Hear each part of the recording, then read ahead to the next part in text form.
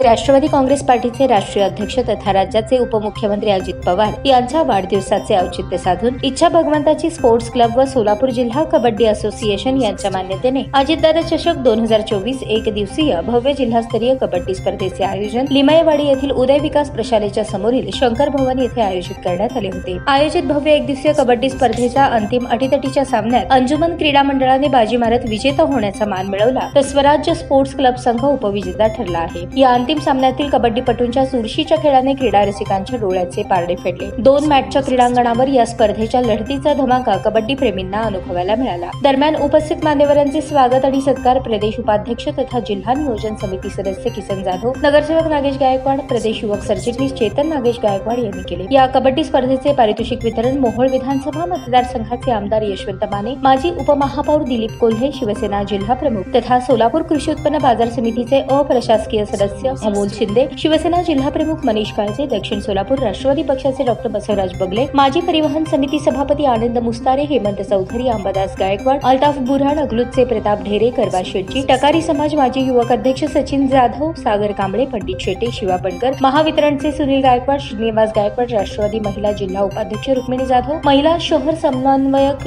शशिकला कसपटे, महिला शहर उपाध्यक्ष शोभा गायकवाड, सुनीता बिराजदार, प्रमिला स्वामी, सरोजिनी जाधव, संगीता गायकवाड, लक्ष्मी आठवले आदींची उपस्थिती होती। आमदार यशवंत माने यांच्या हस्ते विजेत्या संघास 11,000 रुपये रोख स्मृतिचिन्ह, उपविजेत्या संघास 7,000 रुपये रोख स्मृतिचिन्ह तर उत्कृष्ट पकड अनिकेत वाघमारे 1,000 रुपये आणि उत्कृष्ट चढाई स्वयंसेवक यांना 1,000 रुपये अशी रक्कम देऊन गौरवण्यात आले। राज्याचे उपमुख्यमंत्री अजित पवार यांच्या वाढदिवसानिमित्त इच्छा भगवंताची परिवाराच्या वतीने प्रतिवर्षाप्रमाणे यंदाच्या वर्षीही मोठ्या प्रमाणात विविध कार्यक्रमांचे आयोजन करण्यात आले आहे। अजितदादा चषक 2024 आयोजित एक दिवसीय कबड्डी स्पर्धेत 20 संघांनी सहभाग नोंदवला। 15 पंचांनी या कबड्डी स्पर्धेचे काम पाहिले तर सोलापूर जिल्हा कबड्डी असोसिएशनचे सचिव मदनलाल गायकवाड, पंच प्रमुख तथा सहसचिव संतोष जाधव, भक्तराज जाधव आदींनी स्पर्धा यशस्वी करण्यासाठी परिश्रम घेतले।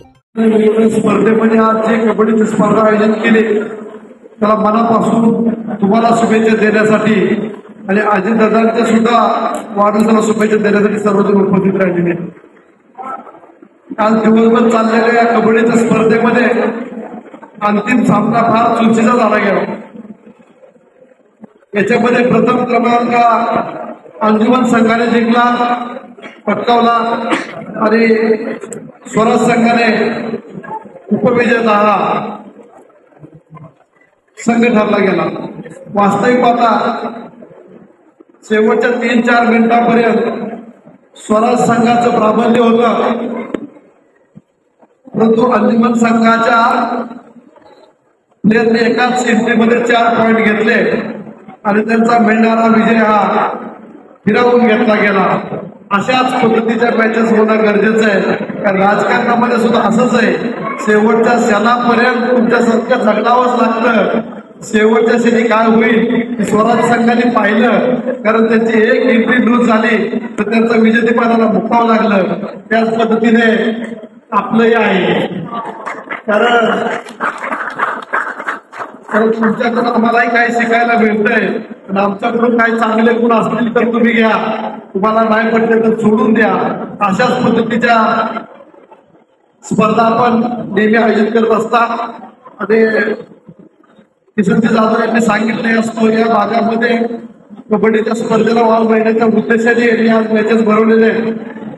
परंतु तुम्हाला सांगतो, तुमच्या वयात असताना आम्ही सुद्धा खो-खोचा गेम खेळत असताना सोलापूरच्या पार्क मैदानावर यायचो, त्यावेळेस रामवाडीची आणि करमाळ्याच्या टीम समोर कबड्डीसाठी यायच्या, त्यामुळे सोलापूर ही क्रीडा नगरी फार वाखाणण्याजोगी आहे। ताज्या बातम्या पाहण्यासाठी प्राईम महाराष्ट्र न्यूज चॅनलला सबस्क्राईब करा।